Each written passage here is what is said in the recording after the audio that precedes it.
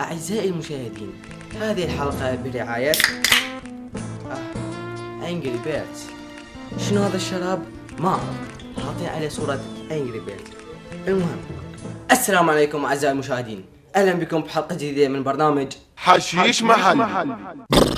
حلقة اليوم عن ليلة العرس، مو ليلة الدخلة، ليلة العرس، اكو فرق بيناتهم. قبل ما افوت بالمعاناة خلوني اسولف لكم على كم شغلة. اول شغلة، اسمي احمد الاوسي مو الالوسي، شكرا لكم. ثاني شيء احب احكي على التعليقات، يا اخي اقسم بالله والله العظيم اقرا كل تعليقاتكم، كل التعليقات، لو 1000 مليون تعليق كلها اقراها. تعليق من التعليقات واحد يكتب لي شكرا لك الفيديو حلو، ارجو الرد. يا حبيبي يعني رديت، بعدين شنو راح يصير؟ لو يقول لي الفيديو حلو مالتك بس ادائك ما حلو، يعني ما عرفت يعني شنو قصدك. المهم شكرا لكم تعليقاتكم، وشكرا على الديسلايك، وشكرا على السبسكرايب واللايك. ونبدا الحلقه.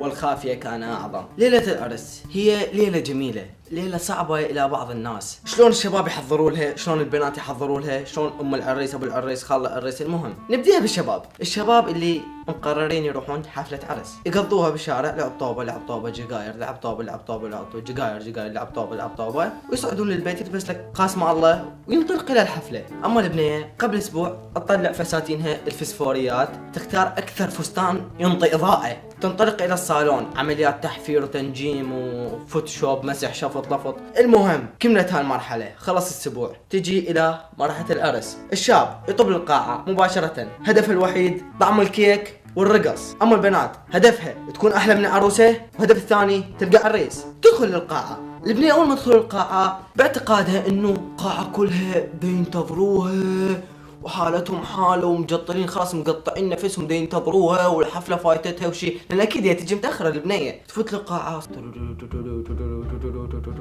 صامته. المهم تنطلق الى المرحله الثانيه، وهي ميز القرايب، ميز الصديقات. تمشي لها كم خطوه، تقرر ابوس لو بس اسلم، ابوس لو بس اسلم. المهم تروح على القرايب، تحتار، تقوم من العجوزه بوس بوس بوس بوس بوس، راح نص المكياج، تتعذب. تروح على ميز صديقاتها، هنا المرحلة شوية الفجاعية، هنا راح اشوف بنات احلى من عندها، واذا لقيت واحدة لابسة مثل فستانها خلاص دمرت، فد مرة القلب تحطم. بعد ما تحطمت القلوب تقعد. اثناء ما قعدت البنية عند طاولة صديقاتها تاخذ لها مكان استراتيجي، وتبدي هنا مرحلة التكتيك والتخطيط. لازم تسمع كلام امها وتلفت انظار الشباب، تلقى العريس والشاب يبقى ينتظر الكيك. بعد ما قعدت البنية ويا صديقاتها يبدي الشيطان يتعلم منهم، ما حيبقون بنية بالقاعة اذا ما يفلسون امها تفليس. شوف هذيك وجهها مطقع، شو هذيك فستانك قصير، شو هذيك الكعب ثلاثة، ايجي يا بنات شلكم انتو بالسالفة. انت مطولة اسبوعين بالصالون وتروحين تحكي عن الناس. استمتعوا بالحفلة، اكلوا كيك، رقصوا،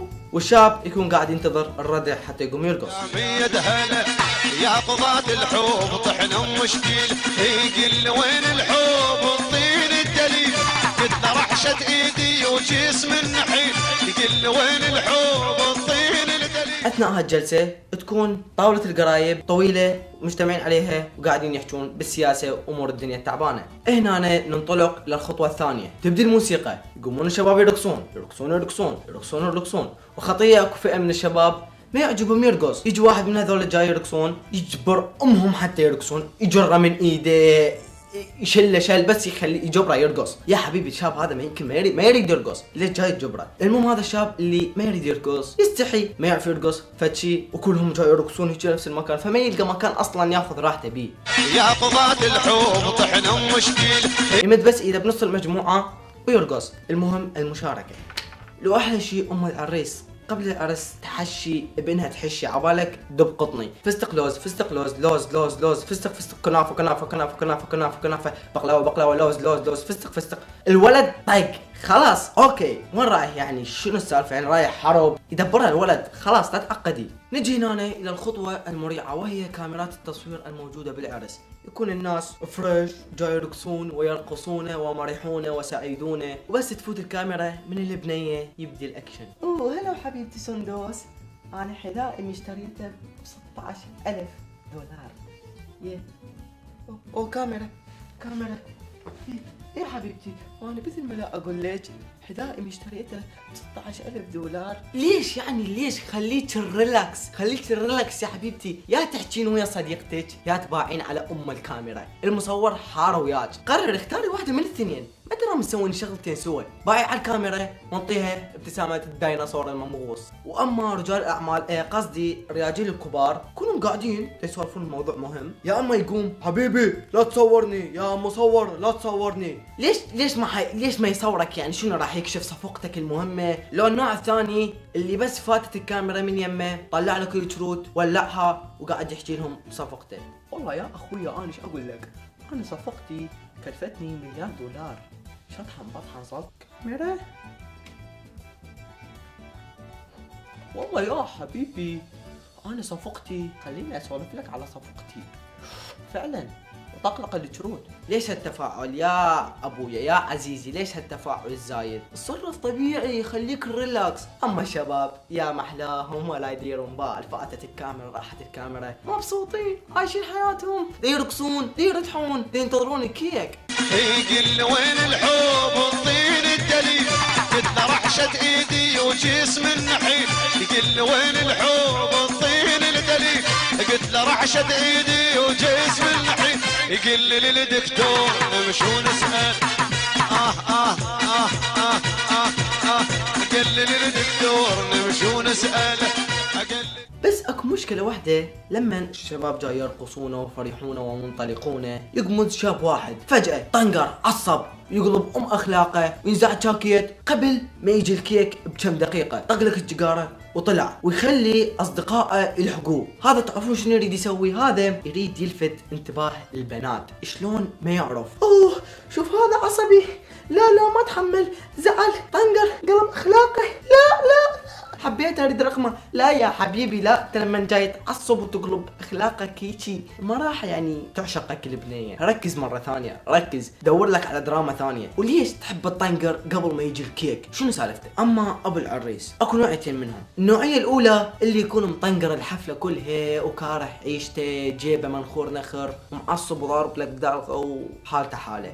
اما النوعيه الثانيه اللي يتفاعل بشكل غير متوقع وينطيها شويه اكشن ويصير شكله مثل هذا. بوم يا عبد الله المسرجين من حضر الهوش شاوين عليوي صالح بالهوش سكتوا لبوا لق بوا السوبة تأسوي شد الشوبة تأسوي سلقة تقول فلو نزدا لقد تقول تأسوي سد الشوبة تأسوي سندلدا.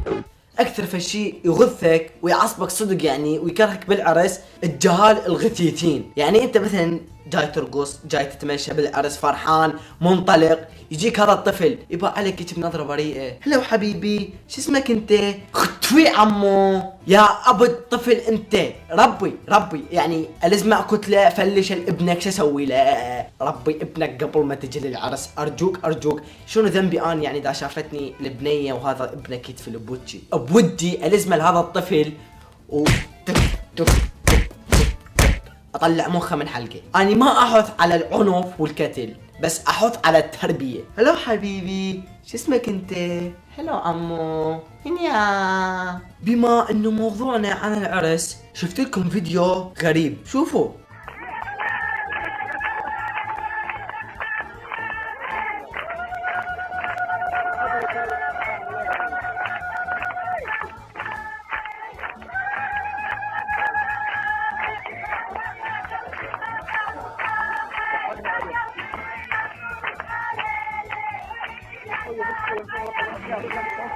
طبعا شنو سالفة العروس شنو سالفة العريس ما تدري، ليش لبسوا مناظرات ما تدري. يعني يا عريس انت مثلا يعني شلون تريدون تعيشون اللقطة بحدكم لبستوا مناظر وتأملون الطبيعة، لو مثلا تريدون تشوفون العرس والناس بالثريدية، والبنات بعدهم قر تبدي الحفلة قر وسط الحفلة قر تخلص الحفلة قر. اعزائي المشاهدين هالحلقة كانت بسيطة بس حبيت اعبر لكم معاناتي وشعوري قاعة العرس. انا ما عندي شي ولا عرس ولا عراس والشغلات هاي، واتمنى ان شاء الله كل العزابية كل الحدايق يتزوجون ويجيبون زعاطيط حلوين.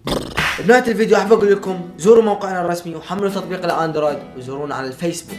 ولا تنسون تزورون شبكة ومنتديات شكو ماكو الراعي الرسمي للبرنامج، وبالاضافة الى هاي عندنا صفحة فيسبوك ناشر رسمي للبرنامج وتنشر كل اعمالنا، صفحة امبراطورية التحشيش العراقي. تحياتي واشواقي، كان معكم اخوكم احمد الاوسي، مو الالوسي، الاوسي.